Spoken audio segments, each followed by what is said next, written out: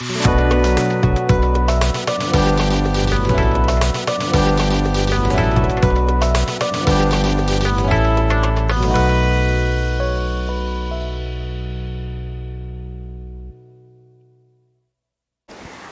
warahmatullahi wabarakatuh. Apa kabar pemirsa? Selamat datang di program talk show Icon, inspiratif, komunikatif, dan naratif. Bersama saya Indah Ayu Putri Purnama. Telah hadir juga bersama kita Ibu Ida Riaini. Apa kabar Bu Ida? Alhamdulillah baik. Sebagai Kaprodi Ilmu Komunikasi dari FISIP Universitas Muhammadiyah Cirebon. Nah, akhir-akhir ini juga kita sering mendengar dengan kata kampus merdeka. Menurut Bu Ida sendiri, kampus merdeka itu seperti apa sih Bu? Kampus merdeka itu kan itu istilah ya ketika belakangan ini Kemendikbud dengan konsep kurikulum barunya yang seru gitu ya. Artinya memang ada perubahan. Kalau kemarin kita kenal ada yang namanya KKNI, kurikulum yang basisnya itu dari Industri 4.0 gitu ya, kurikulum kompetensi nasional gitu kan, seperti itu dengan standar-standar yang memang berbagai macam gitu ya, dimana di masa lalu kita dituntut untuk bisa memenuhi apa yang dibutuhkan oleh dunia industri gitu kan, karena memang kita kenal yang 4.0 itu kan masa dimana memang era digital begitu banyak mendunia gitu ya, atau mungkin ada dalam setiap kehidupan kita gitu. Makanya di kampus pun kurikulumnya menerapkan hal itu. Dan ternyata sekarang ada konsep atau kurikulum yang memang menawarkan pilihan sebenarnya gitu. Karena memang kalau kita bicara kurikulum merdeka atau kampus merdeka atau merdeka belajar, karena memang masih baru juga, tidak semua kampus itu sudah cukup siap untuk bisa menerapkan itu gitu kan. Di sana misalnya ada beberapa panduan yang memang dikeluarkan oleh Kemendikbud. Kalau di sekolah merdeka, kalau di kampus merdeka gitu ya.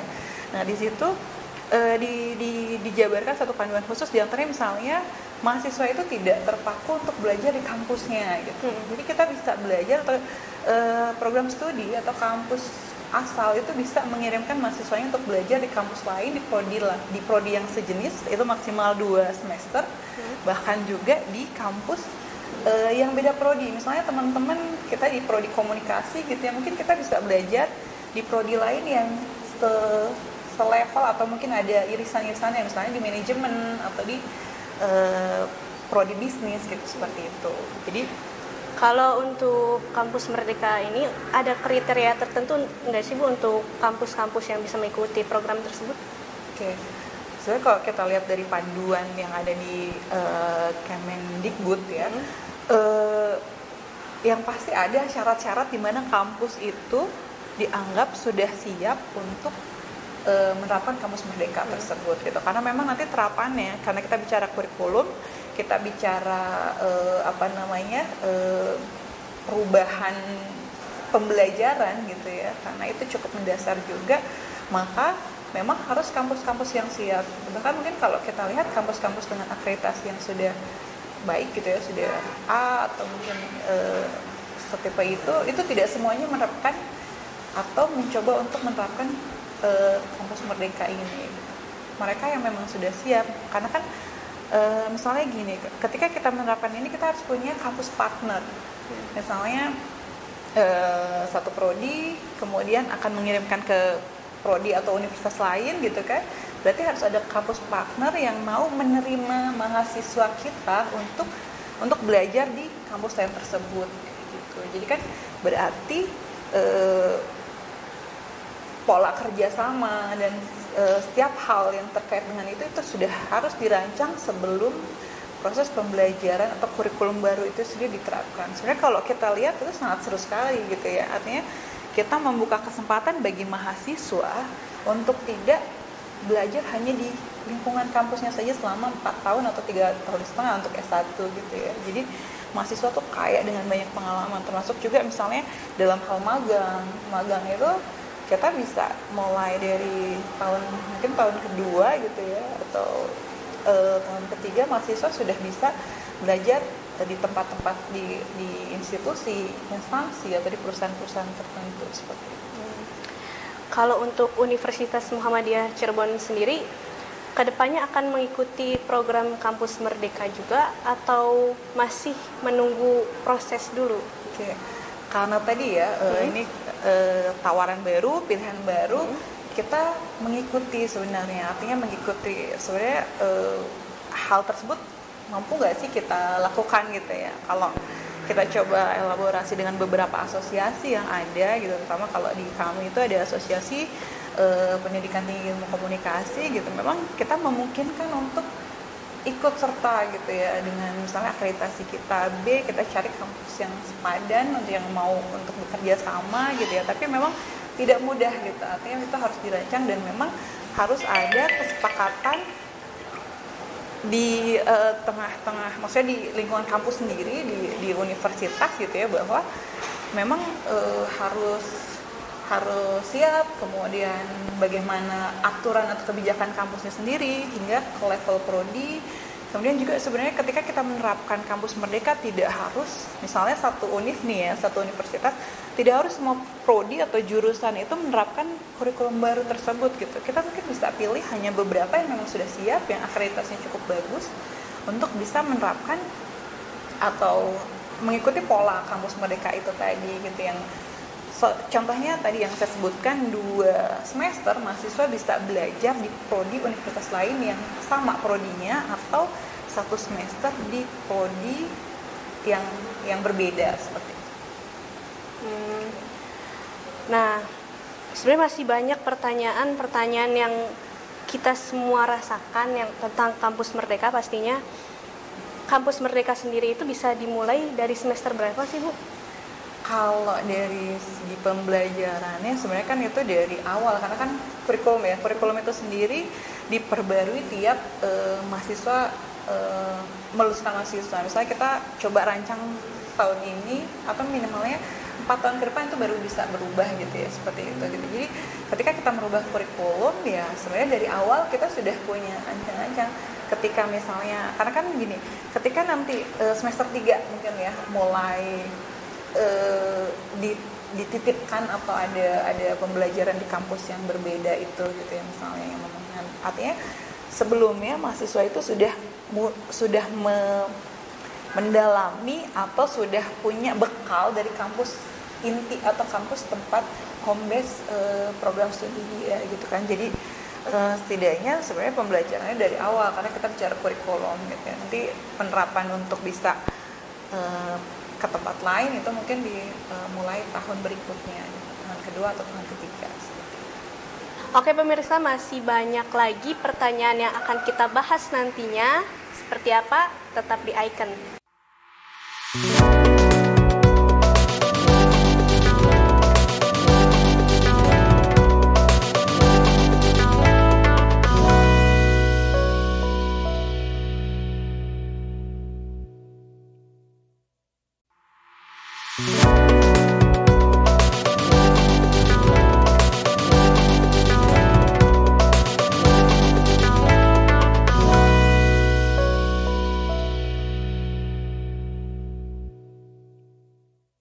Baik pemirsa, kembali lagi di program talk show Icon, inspiratif, komunikatif, dan naratif.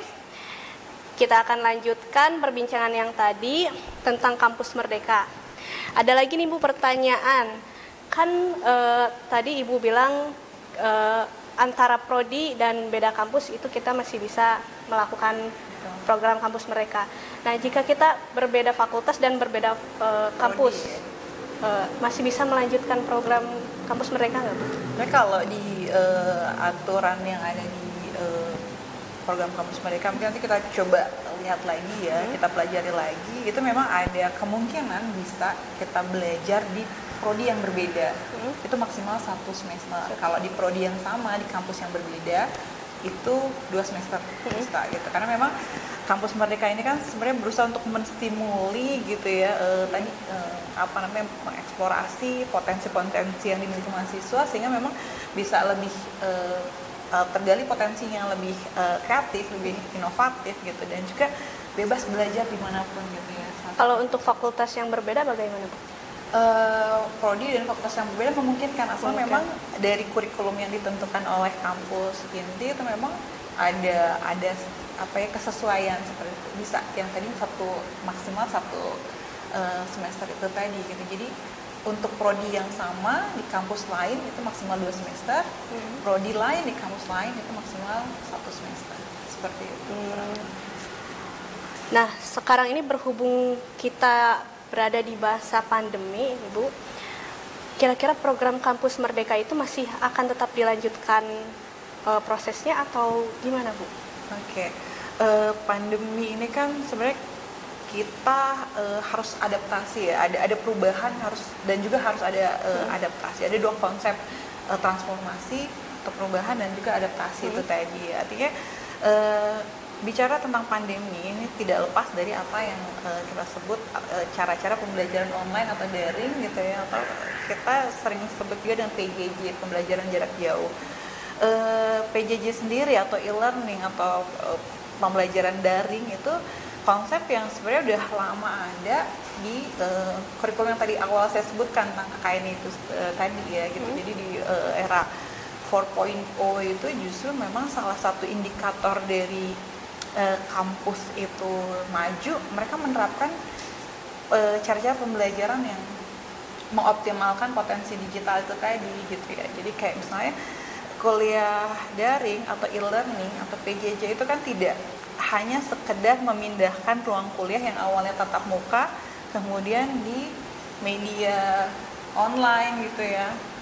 Tidak semata-mata seperti itu, tapi ada clue-nya, yaitu pemanfaatan teknologi dalam proses pembelajaran. Makanya kalau di kuliah online itu kan ada OER ya, Open Education Resource. Jadi mahasiswa itu bisa cari sumber bacaan dari manapun yang ada di online, di internet gitu ya, seperti itu. Kemudian juga dosen-dosennya biasanya dipicu untuk menghasilkan produk-produk yang bisa terdokumentasikan gitu. Kalau dosen ngajar tatap muka gini kan setelah keluar dari ruangan selesai gitu ya, tapi di pembelajaran daring itu bisa terdokumentasikan sehingga apa yang diterangkan oleh dosen misalnya direkam, dibuat video gitu ya, bisa kita ulang lagi ya, Bu? Bisa diulang lagi untuk semester berikutnya atau angkatan berikutnya juga dengan beberapa perubahan. Nah, tadi kembali ke Kampus Merdeka, sebenarnya sangat mungkin kan karena pembelajaran daring sendiri juga kan itu bisa elaborasi, ada perkuliahan daring yang kerjasama dengan kampus lain gitu.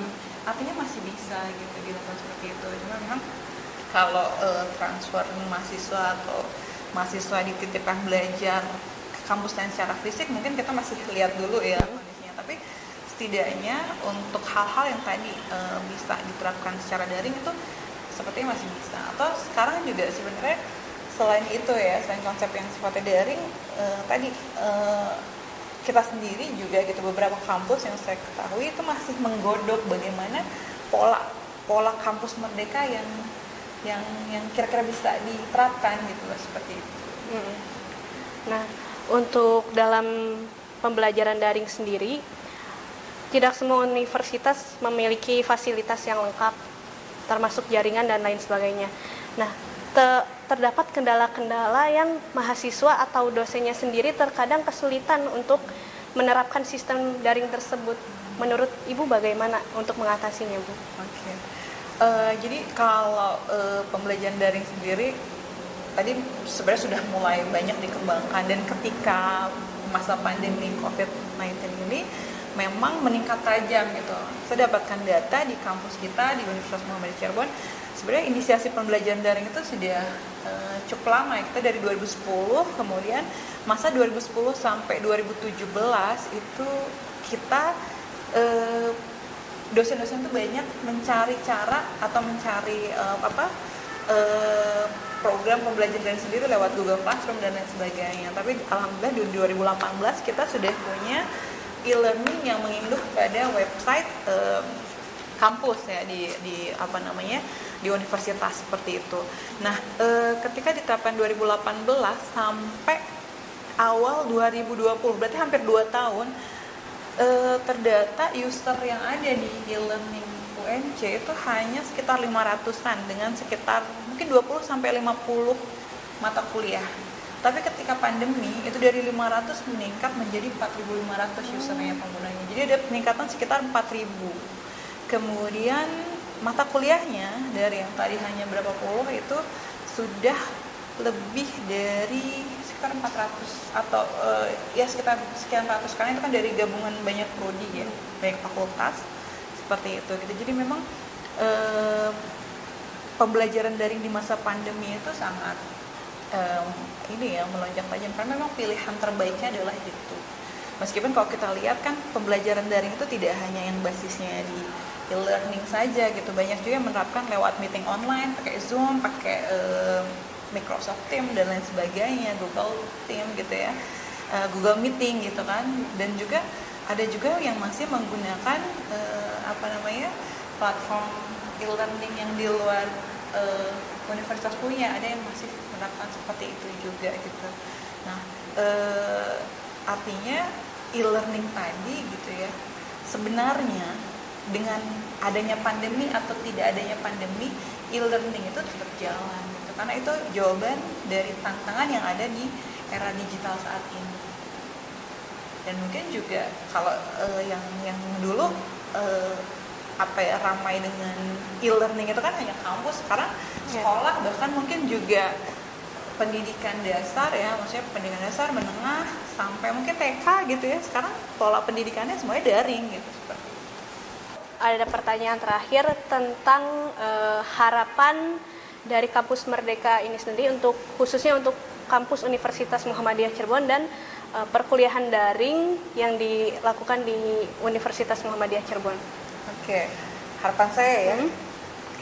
Harapan saya tentang pembelajaran daring dan juga Kampus Merdeka gitu. Jadi bahwa Kampus Merdeka itu sendiri kan tergantung kesiapan tiap-tiap institusi ya, atau perguruan tingginya gitu. Saya berharap jika memang kampus kita ada kesempatan untuk bisa menerapkan itu dan memang siap gitu ya, kita bisa coba untuk melakukannya gitu. Tapi ya memang dengan suatu usaha yang cukup keras juga gitu ya, bagaimana mengubah kurikulum yang awalnya KKNI itu tadi menjadi kurikulum mereka belajar gitu kan, seperti itu. Dan juga terkait e-learning sendiri gitu di masa pandemi, harapan kita semua termasuk saya gitu ya, pandemi ini bisa cepat berakhir gitu. Meskipun e-learning itu sendiri salah satu solusi bagaimana pembelajaran itu bisa merata gitu dengan konten-konten digitalnya, dengan pemanfaatan teknologinya gitu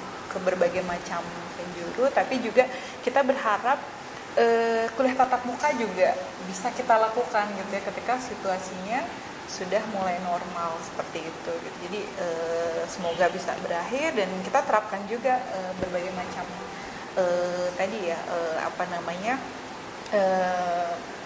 terapan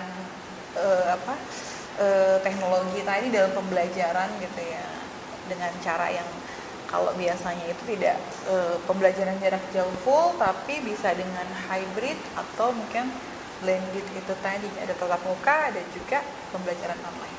Itu saja. Terima kasih Bu atas kehadirannya di acara kami.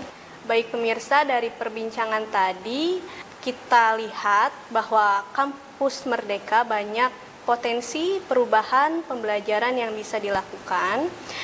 Namun kesiapan yang bisa diserahkan kepada kampus masing-masing ya. Sedangkan untuk e-learning sendiri tujuannya adalah untuk pemerataan pendidikan dengan sarana atau pemanfaatan teknologi sendiri. Tidak ada suatu negara yang maju tanpa pendidikan yang keras. Yusuf Kala.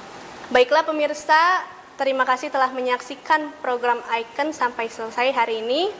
Sampai jumpa di episode berikutnya. Saya Indah Ayu Putri Purnama. Wassalamualaikum warahmatullahi wabarakatuh. Wassalamualaikum.